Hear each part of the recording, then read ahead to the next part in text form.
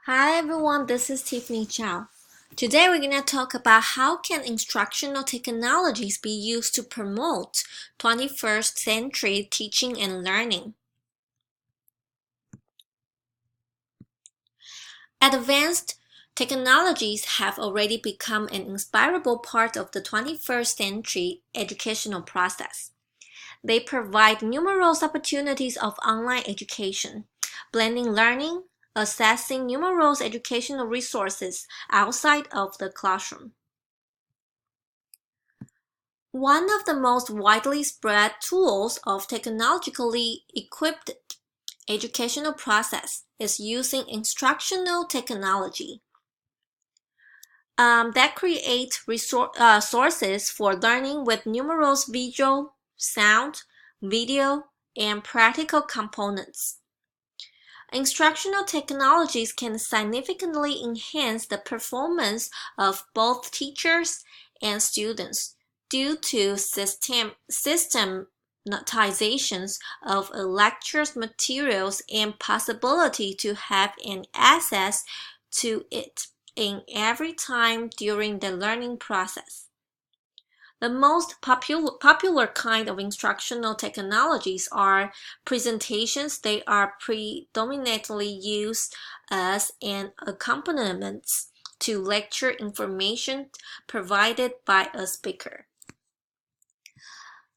Besides instructional technologies that contain video materials that can be used in e-learnings, blending learnings, and self-education as a good alternative to classroom lectures.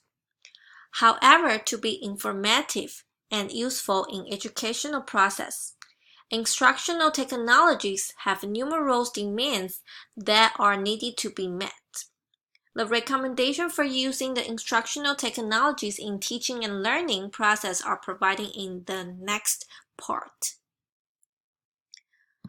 Okay, so using the instructional technology in teaching and learning process.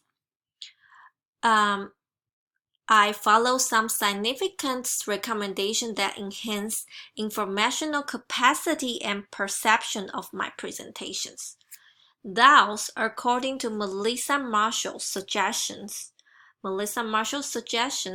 I always try to make my presentation simple, communicational, and free of jargon.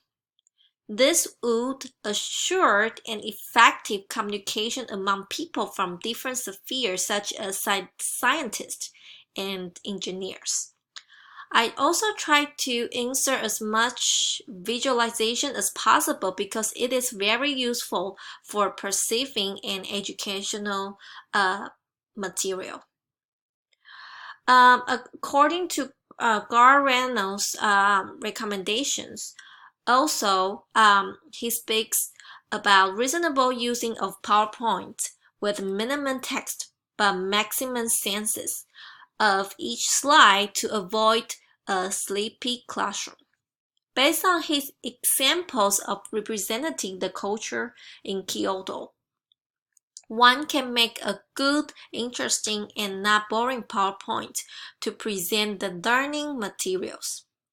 For better understanding of how the presentation slides should be constructed, he provides simple rules, such as keeping the presentation simple, limiting the bullet points and text as well as the animations, using the high-quality graphs, having a visual themes, and avoiding to use the PowerPoint templates, using appropriate chart. Thus, such easy recommendations are crucial for technologically equipped teaching and learning. And here are my resources and references. Thank you guys for listening.